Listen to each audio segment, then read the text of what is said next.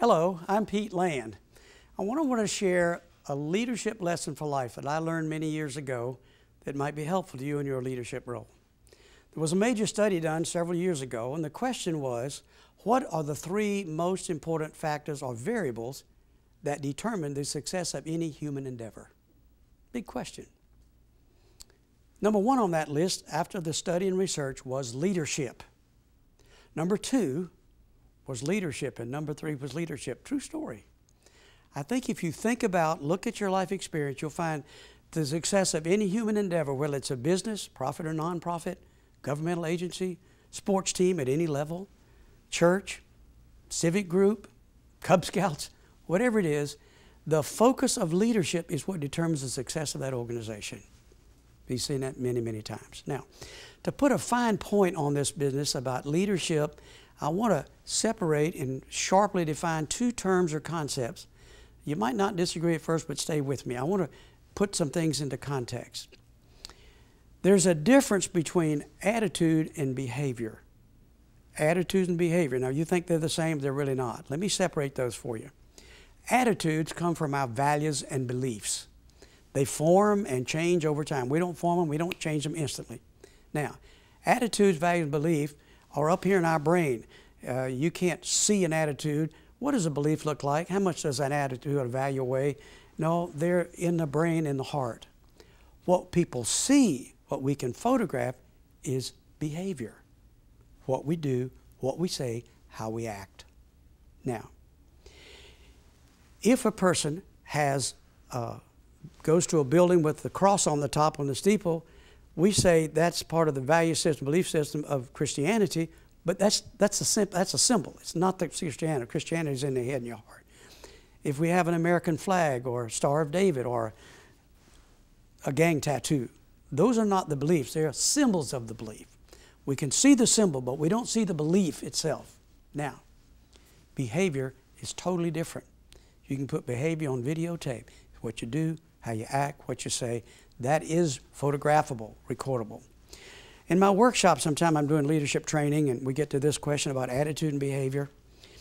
And we find that if somebody is behaving in such a way that betrays the attitude of sexism or racism or gang violence or whatever, we will say the attitude is betrayed in the behavior, and we don't honor that, but you're still looking at that behavior. If you see behavior that is based upon good Christian principles and honest work ethic, you would say that's different behavior. Now, here's the problem. In the workshop, I would turn to somebody in the group and say, are you judging me now? Yes or no? And they'll say, yeah, we're judging you. Are you judging me on my attitude or my behavior? They say, your behavior. That's right. You can even look in my ear and see my attitude, my beliefs, and values. You see my behavior, and that's all.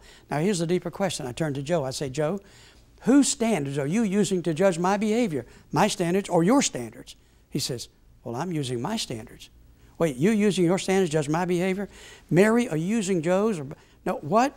Wait a minute. I've got male, female, young, old, tall, short, skinny. I got all flavors in here, and you're all judging me on your standards based on my behavior.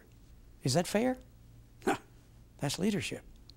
If you're going to be a leader, you're going to get judged every day, and they decide whether you're an effective leader or not. They decide based on their values and look at your behavior, and do you measure up? If you're doing things they value as honest, with integrity, and mission-focused, and sharing the credit and taking the blame, if they see that, they'll say, I perceive a good leader, and they'll honor you for that.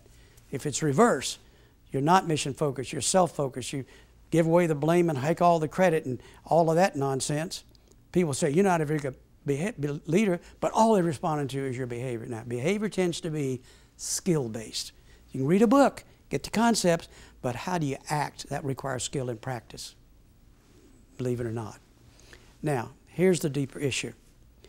If you're in a leadership role, you're going to get judged every day, all day, by everybody, and they use their standards, not yours. So say it another way.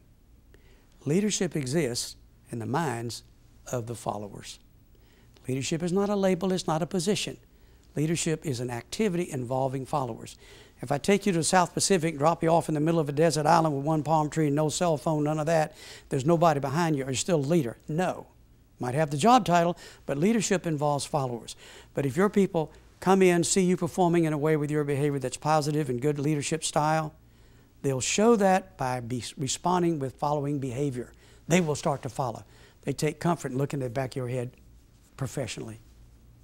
But if they look at you and say, well, this person doesn't measure up to my standard of leadership, they'll stop following.